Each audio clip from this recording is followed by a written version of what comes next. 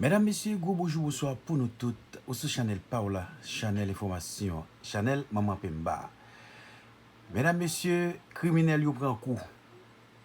Criminel qui était assassiné président Jovenel yo prend coup. Palacios parle. Mes amis qui causé dans la République, oui. Et ça fait quand Lolo pas dormi, quand Lolo a cherché pour nous, quel qu'il soit côté information, il va chercher mener le banon. Mal fait nous tendre Palacios qui t'a bail détail sur ce qui est passé. Comment il est arrivé à assassiner le président? Palacios dit, il est arrivé, il était un jeune président mourir.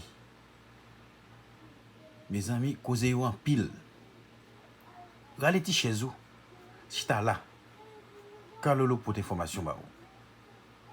Entendez, Palacios, qu'a bail autorité américaine yo détail sur ce qui est passé. Dire la vérité. Je veux dire toute la vérité sur tout ce qui s'est passé. Je suis un fugitif de la justice ici, car ici en Haïti, il n'y a aucune garantie de rien. Ici, la police est toute foutue. Tout est foutu ici, il n'y a rien. C'est un no man's land. Donc j'ai été sauvé par ma couleur de peau. Je suis caché dans certains endroits toute la journée. Je dors à peine, je suis très inquiet pour ma vie. Je veux que vous en parliez avec des personnes de confiance, avec mon général des forces militaires de l'armée, la police, le ministre de la Défense et le président. Je demande votre aide. J'ai besoin d'aller jusqu'au bout, de voir si je peux y arriver avec des garanties.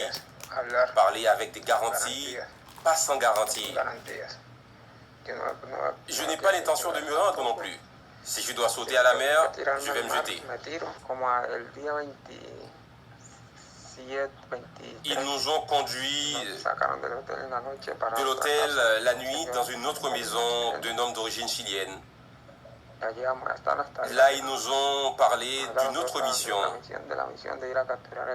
d'aller capturer l'homme, que nous allions être là jusqu'à ce qu'il parte. Nous étions, puis 3 jours, le jeudi soir à l'aube, nous avons commencé à faire le travail.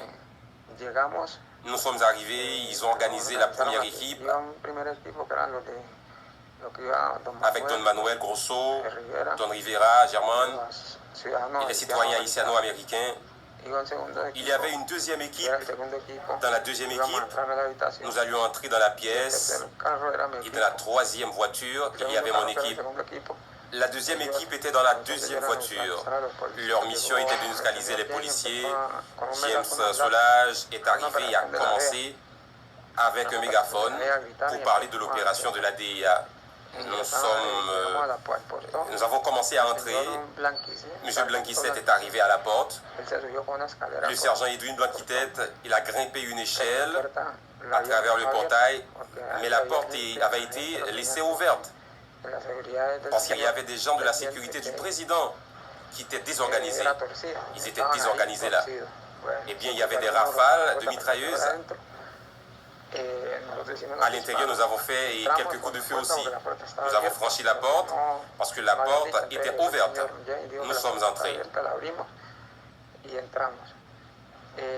Quand nous sommes entrés, ceux qui tiraient avec la mitrailleuse ont grimpé sur un mur et se sont enfuis. Je suis resté en cherchant une chambre au premier étage. Quand nous sommes montés à gauche, il y avait une grande pièce, un vestiaire, avec un dressing à droite. Il y avait une pièce avec des vêtements et j'ai pris la pièce à gauche. J'ai appelé le groupe et j'ai dit bien sûr, on va vérifier. Comme l'homme n'était pas là. Alors, nous sommes allés vérifier une autre pièce, il n'y avait rien là-bas. Il y avait une salle de bain, il n'y avait rien là-bas. Nous sommes revenus dans l'autre pièce. Le président était dans l'autre pièce principale. Le commando Yepes était là, mon premier Romero, le commando Pipe et d'autres commandos de l'autre équipe de la deuxième équipe. On a dit, où est l'homme? Il est là, allongé là avec la dame. Il y avait l'homme, ils ont dit qu'ils étaient morts. Et ils étaient morts. Alors, ils ont commencé à chercher. Il leur avait dit de chercher et du matériel électronique. Ils ont commencé à les chercher. Là, nous avons entendu l'ordre qui devait partir, que tout avait mal tourné. Nous sommes arrivés et avons pris ce que nous pouvions et sommes partis. Quand nous sommes sortis, il y avait James, désespéré, que tout avait mal tourné, et que Dimitri il a dit, Don Manuel et Don Mike, Don Rivera, que Dimitri, je ne sais pas ce qu'il avait avec Dimitri. Puis l'homme est venu là-bas, je lui ai dit que l'homme est mort. Nous avons commencé à sortir dans deux voitures. Ceux qui étaient devant ont neutralisé des policiers qui se trouvaient sur une colline. Nous avons porté leur arme, puis nous sommes partis sans les attacher. Au bout d'un moment, une autre patrouille est arrivée. Les hommes sont arrivés, rien ne s'est passé. Puis ils sont partis et nous avons continué à nous déplacer. Quand nous arrivions près du Grand Parc, il y avait un barrage de la police qui était là. De là, deux voitures nous ont dépassés et ils ne nous ont pas laissé passer. M. James et M. Blanco ont commencé à dire qu'ils étaient de la DEA. Ils nous ont bloqués là. Ils sont restés dans cette position toute la journée. Ils ont appelé tout le monde, un certain Arcangel, M. Antonio, Tony. Ils ont appelé beaucoup de personnes pour les sortir de là et rien.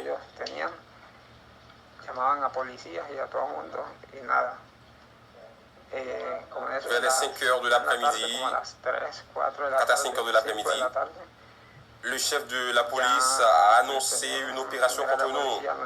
Ils avaient des francs-tireurs placés d'en haut. Nous étions dans une maison fermée à clé.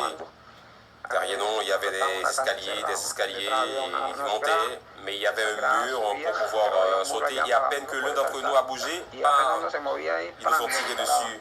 Ils ont tout endommagé, les fenêtres de la maison, en nous tirant dessus. Ils ne nous laissaient pas respirer. Ils ne nous ont jamais dit de nous rendre. Maintenant, oui, les autres policiers sont venus avec tout pour nous massacrer. Mais ce n'était pas le cas dans la maison du président. Ils nous ont massacrés. Ils nous ont massacrés. Dans la maison, ils ont tué M. Romero avec une grenade à main. Ils l'ont lancé sur lui. Elle est tombée sur lui, il est mort. Ils ont également blessé M. Manuel. L'homme a été laissé là. Il a dit, partez les gars. M. Rivera est sorti avec deux autres commandos. Tandis qu'il se déplaçait avec les commandos, nous avons dit avec lui. Nasser a dit non, on ne peut pas se rendre. On est monté dans les escaliers et nous avons subi d'autres tirs. Moi, je me suis jeté dans un trou, je me suis couvert avec un carton. Je suis resté couvert là jusqu'à ce qu'il fasse nuit. Je pouvais à peine bouger parce qu'ils avaient continué à tirer et à tirer.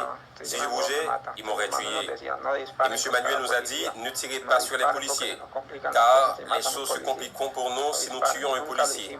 On n'a jamais tiré, on les a épargnés. Ils ne nous ont pas épargnés. Ils nous ont criblés.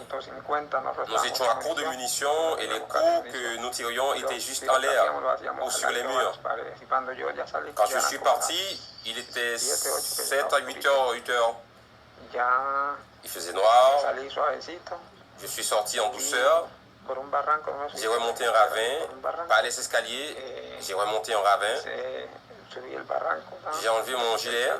Je suis allé me coucher un moment et c'est là que j'ai entendu un cri de Manuel qui voulait de l'aide. Quand boum, les messieurs qui étaient sur la route ont bougé. Ils sont montés boum et ils lui ont tiré dessus. Ils l'ont tué. Ils ne l'ont pas épargné. Et bon, je suis resté seul. J'étais le dernier. J'ai été seul. J'ai escaladé le mur. Je me suis jeté sur la route. J'ai pris la main gauche. Je suis passé par là jusqu'à un trou pour me reposer. Genre 8 heures du soir, je suis parti, je suis retourné du côté droit et rien. De ce côté, la police est très proche et rien. Ils m'ont presque rattrapé. Je suis revenu encore à ce point où je me cachais avant. Je suis entré et là à 5 heures du matin, je suis allé à l'autoroute. Je suis resté là aéré, tournant sur cette route jusqu'à 6h30. Un homme est passé à moto avec un homme chauve. J'ai mis ma main sur lui. Ils m'ont fait monter. Je suis passé près du barrage. Ils ne m'ont pas reconnu. Je me suis mis à marcher. J'ai rencontré un homme qui parle espagnol, un Américain, et je lui ai dit de m'aider. Aidez-moi, ils vont me tuer. Emmenez-moi où vous voyez que c'est sûr. Il m'a emmené là-bas, dans une maison où il y avait une dame. La dame m'a protégé là-bas. Parfois, je dois parcourir dans les montagnes la nuit et je sors de la maison. Mais j'ai été là, à l'abri. Donc j'ai besoin d'aide et c'est urgent, très urgent. Ma vie est en danger ici. Je ne vais pas me rendre, non, je ne vais pas me jeter à la mer. Je ne sais pas, mais je ne me rends pas dans ce pays sans garantie. Ils nous ont tous trompés, qui sont venus de Colombie. Nous avons été trompés, on nous a rassemblés comme des enfants à qui on donnait des bonbons. Nous étions heureux parce que c'était une bonne offre d'emploi, parce que le paiement était de 2700 $. Alors c'était une offre d'emploi. Nous ne sommes pas venus en tant que mercenaires pour tuer personne. Nous sommes venus travailler pour travailler à la sécurité. C'est la seule chose que nous savons faire, la seule chose que nous connaissons. Et la sécurité, nous les commandos colombiens, ils ont capturé nos compagnons, ils n'ont rien rendu.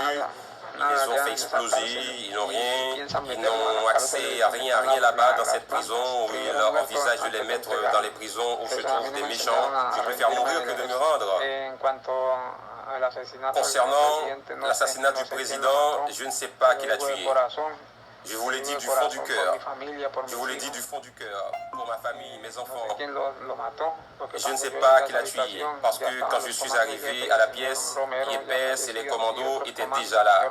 Romero et d'autres commandos, Pipé, étaient déjà dans la pièce avec lui. Ils lui ont demandé, il est mort, ils sont morts. Maintenant, eux, ils sont là, en prison, essayant de sauver leur peau. Ils blâment ceux qui sont morts. Ils espèrent sauver leur peau là-bas, au détriment de ceux d'entre nous qui ne sont pas prisonniers.